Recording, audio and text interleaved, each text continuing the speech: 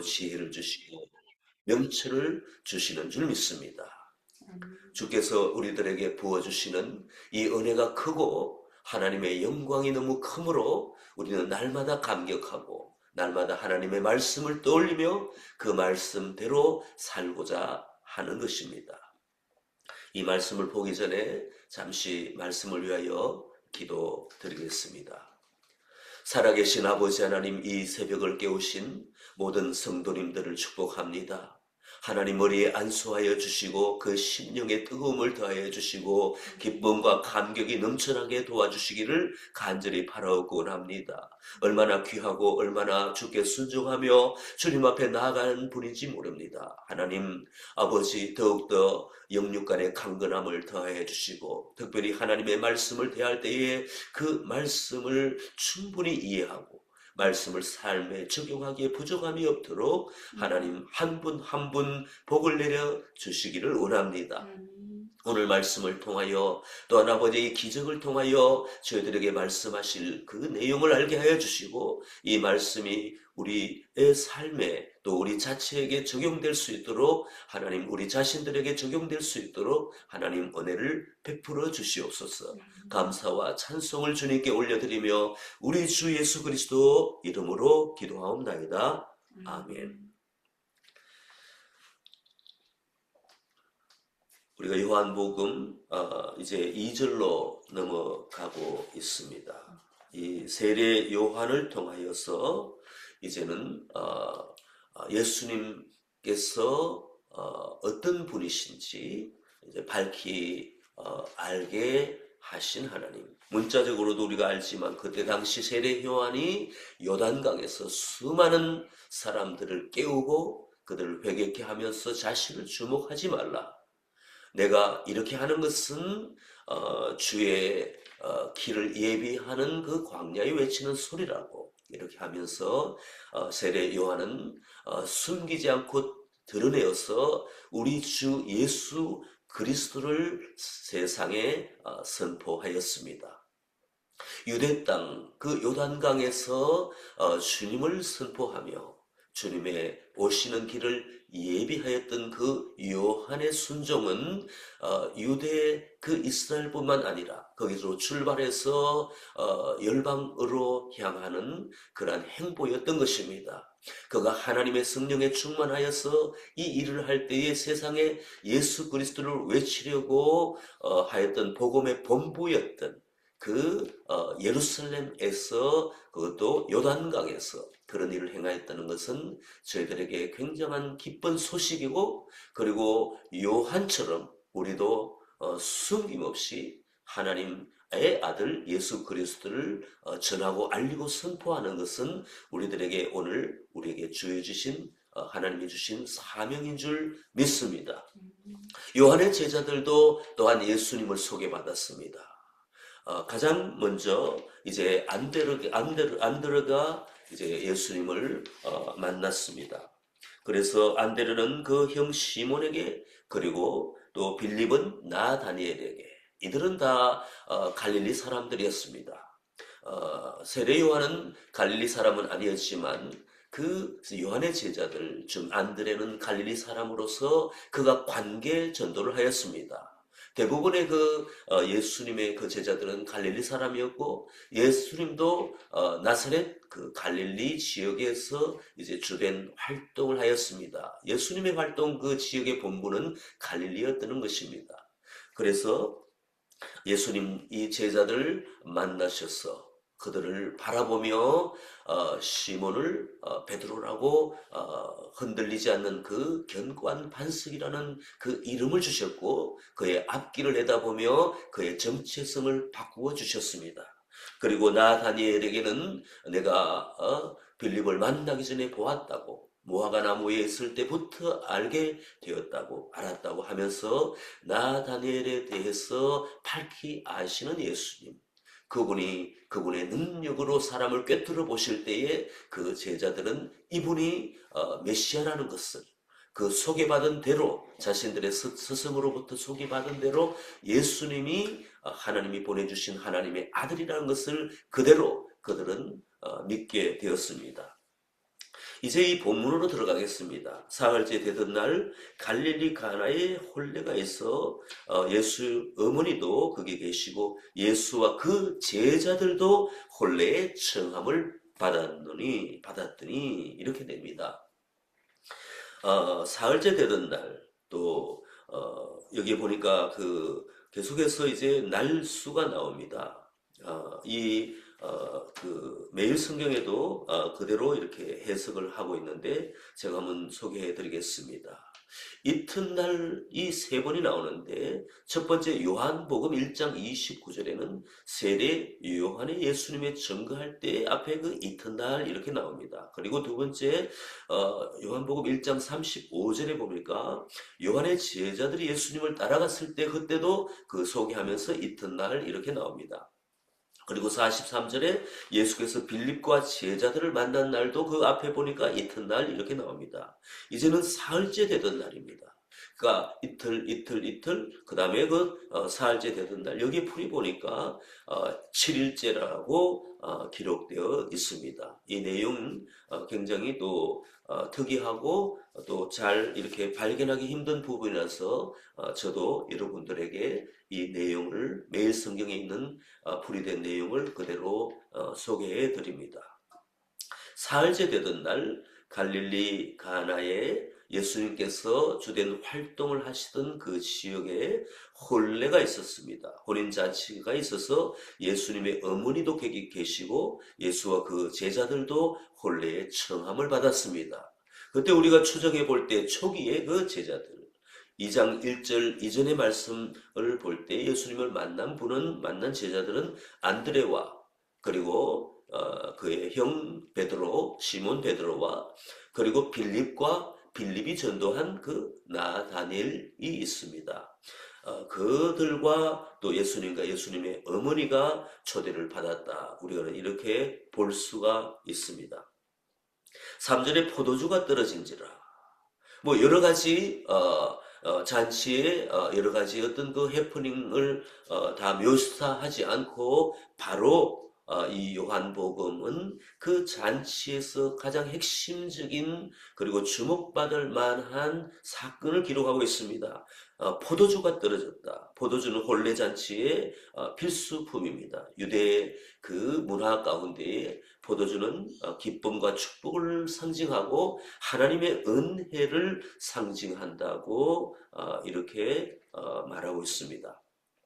그 축복의 자리에 잔치의 자리에 이제 손님들을 대접하는 가운데에 하나님의 은혜를 표현하고 또 상징하고 그리고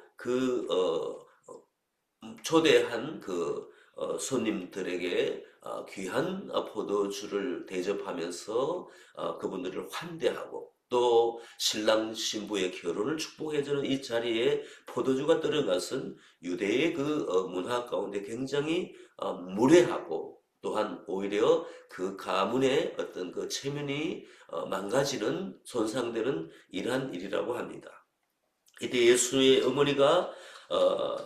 어머니가 주님에게 말씀하십니다.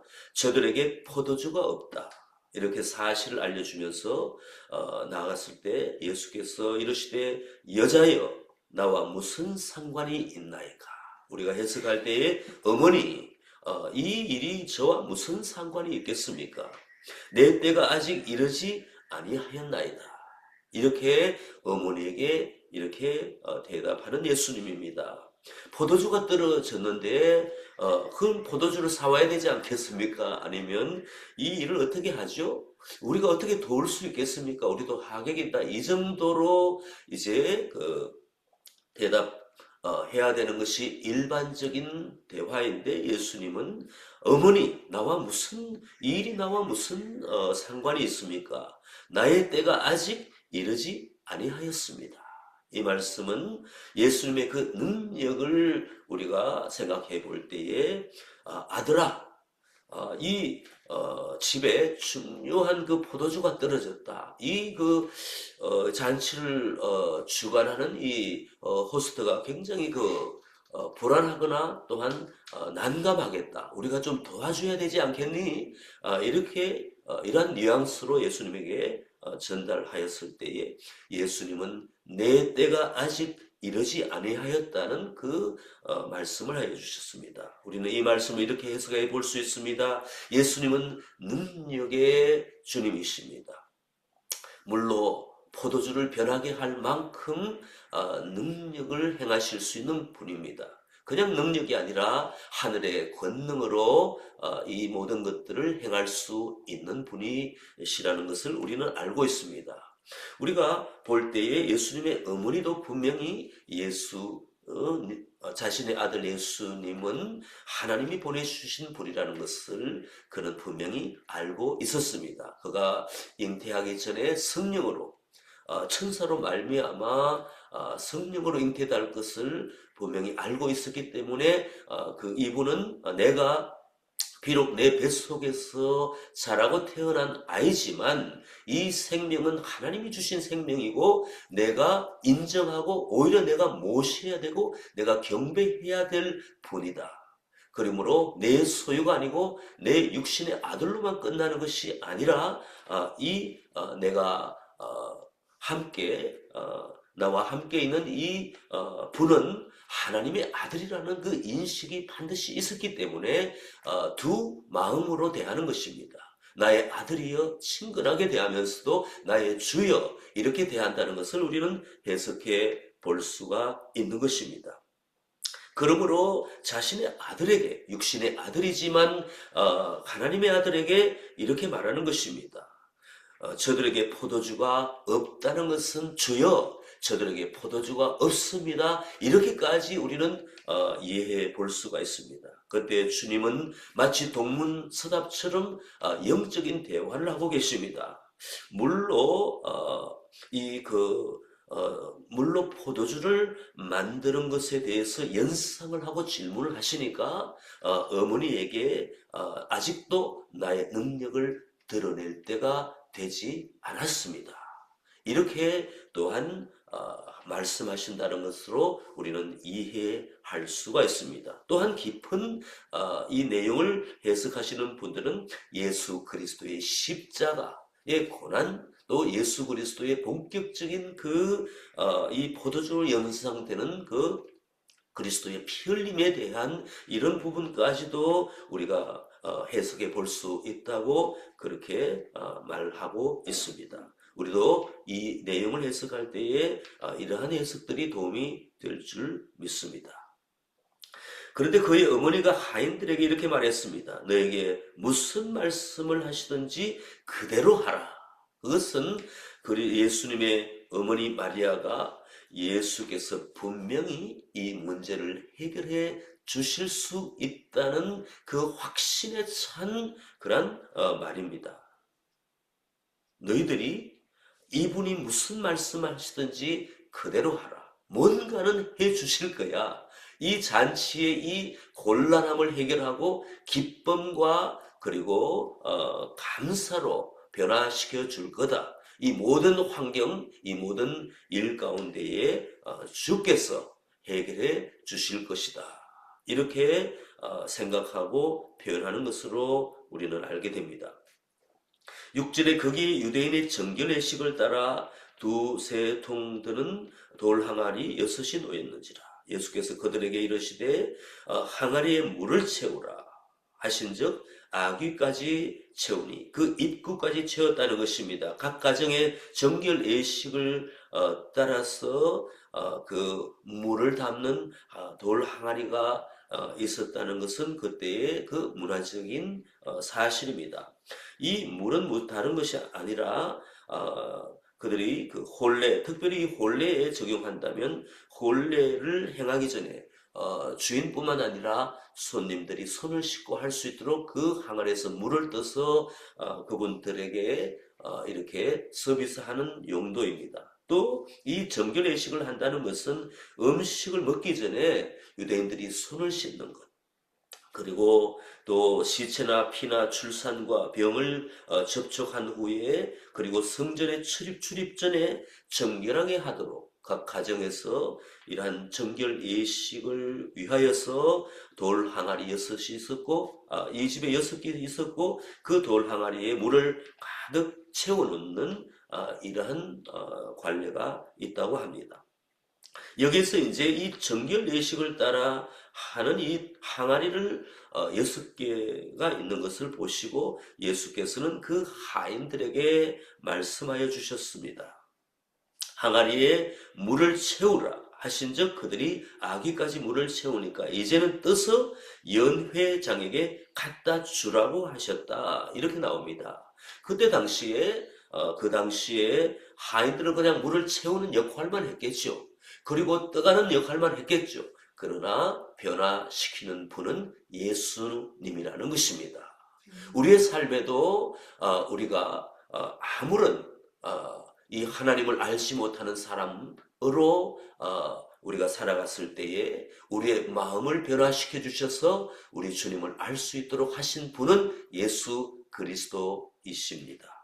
주께서 우리의 마음을 변화시켜 주시고 우리의 생각을 변화시켜 주시고 우리의 행동을 변화시켜 주셨을 때에 우리는 이것이 어떤 일인가 하지만 분명히 깨달아야 할 것은 이 모든 일의 주체는 하나님이시라는 것을 알아야 될 줄 믿습니다. 연회장은 물로 된 포도주를 맛보고도 어디서 났는지 알지 못하되 물두온 하인들은 알더라. 연회장이 신랑을 불러 말하되 사람마다 먼저 좋은 포도주를 내고 취한 후에 낮은 것을 내거늘 그대는 지금까지 좋은 포도주를 두었더라. 주께서 터치하시니까 연회를 베푸는 그 호스트 입장에서는 굉장히 감사한 일입니다. 그 누구도 알지 못했죠. 하인들은 알았다 하지만 알았다는 것은 다만 물이 포도주로 변화됐다는 그것만 알았을 뿐이지 그들도 사실은 알지 못하는 것입니다. 그리고 마리아 어머니도 알지 못했다는 것입니다. 이것이 어떻게 된 것인지 그것은 그냥 아들인 예수 그리스도께서 하시는 사실을 알지만 그러한 원리나 이 모든 것들의 깊은 내막은 우리 주 예수 그리스도만 알고 계신 사실입니다. 하나님께서 보내주신 하나님의 아들이 이 땅 가운데 오셔서 역사하여 주셨을 때는 사망 권세가 굴복하고 생명이 살아나며 그리고 우리의 심령에 천국을 볼 수 있는 그 기쁨, 천국의 그 기쁨을 느낄 수 있는 환희, 그리고 우리의 마음 가운데 내면 가운데 그 소망이 넘쳐나는 것입니다. 주께서 터치하시는 그 모든 현장 사람마다 사건마다 절망이 아니고 소망으로 희망으로 그리고 능력으로 기쁨과 감사로 축제로 이루어지는 것을 우리는 깨닫게 되는 것입니다. 우리 교회 안에서 주께서 역사하여 주시옵소서. 주님께서 우리에게 임재하여 주시고 우리를 모든 우리 슬픔에서 좌절에서 우울에서 절망에서 주께서 변화시켜 주시고 주께서 역사하여 주셔서 우리에게 새로운 소망을 주시고 오늘 처음 기도했던 것처럼 우리에게 새로운 마음을 부어달라고 이렇게 고백하는 것은 주의 능력은 분명히 우리에게 역사해 주시고 주께서 임하여 주시고 주께서 일하신다면 우리 모든 것을 기쁨과 감격으로 바꾸어 주시는 천국의 능력자이시기 때문에 그렇다는 것입니다. 11절 예수께서 이 표적을 갈릴리 가나에서 행하여 그의 영광을 나타내시며 제자들이 그를 믿으니라. 그 후에 예수께서 그 어머니와 형제들과 제자들과 함께 가버나움으로 내려가셨으나 거기에 여러 날 계시지는 아니하시니라. 이 표적은 예표입니다. 다른 것이 아니라 이 물로 그 항아리에 가득 채운 가운데에 포도주로 변화주시기는 그러한 하나님의 아들 예수 그리스도의 능력을 말씀하여 주시는 건데 이 능력은 다른 것이 아니라 우리가 해석해 볼 때 물은 생명의 말씀에 충만함입니다. 우리가 물을 말씀이라고 우리가 고백하지 않습니까? 인식하지 않습니까?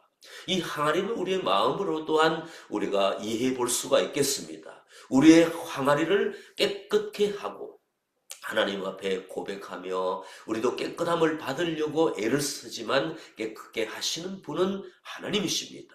이 깨끗게 된 이 마음 가운데 우리도 노력하여 계속 회개하고 변화시켜 달라고 믿음 이후에도 그렇게 해야 될 줄 믿습니다. 이 마음에 가득 차게 생명의 말씀이 가득 차도록 하나님 앞에 고백하고, 우리도 이 말씀을 읽을 때에, 묵상할 때에 이러한 일이 일어난다는 것입니다. 이 말씀이 가득 찬 가운데에서 변화시켜 주시는 것은 이 포도주로 변화시켜 주신다. 다른 것이 아니라 이 포도주는 그리스도의 보혈의 피를 상징할 수 있습니다. 십자가로서 표현할 수 있습니다. 성령에 충만하여 하나님의 말씀이 가득한 우리 항아리와 같은 우리의 심령 가운데에 우리가 예수 그리스도의 변화된 능력으로 십자가의 길을 간다면 우리 가운데에 이렇게 고백된 이 신앙이 십자가의 신앙으로 남을 섬기고 사랑하고 자기를 희생하고 나아갈 때는 우리 주변의 사람들이 알아봅니다. 기쁨과 감격 가운데, 환희 가운데에 어찌 이러한 일이 있는가?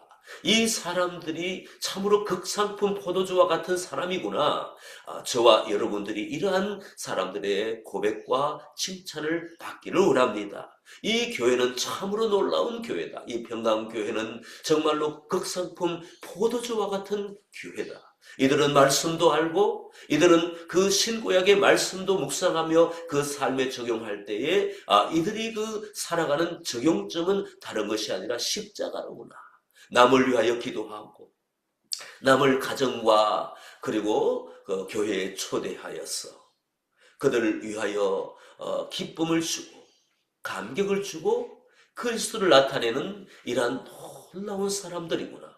생명의 물과 그 말씀과 우리의 십자가의 정신과 행함이 모였을 때에 우리는 세상 사람들로부터 예수 그리스도를 나타내는 사람으로 극상품으로 주님 앞에 인정을 받을 줄 믿습니다. 오늘 우리에게 주시는 이 교훈을 붙들고 하나님 앞에 나아갈 수 있으면 좋겠습니다.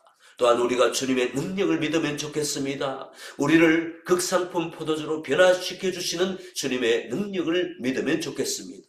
나는 안 돼. 나는 이만큼이면 좋게. 나에게 능력은 이거밖에 없어. 이런 것이 아니라 하나님 앞에 우리가 전적으로 순종한다는 것은 다름이 아니라 나를 변화시켜 주셨어. 나의 이 모습 그대로 주께서 다 받아주셔서 우리를 최고의 사람으로, 이 세상의 가장 영적인 사람으로, 그리고 참으로 사랑하고 영혼을 위하여 울 수 있고 그들에게 가르치고 그들을 하나님의 나라로 인도할 수 있는 너는 최고다. 내가 너를 만들리라. 그리고 내가 너를 만들고 더 만들어서 이 세상 가운데 빛나는 놀라운 극상품 포도주라고 그렇게 또한 만들어 가겠다고 말씀하시는 그리스도의 능력이 우리 각 사람에게 있다는 것을 고백하시면 좋겠습니다. 오늘 하루도 이 말씀의 의미를 가지고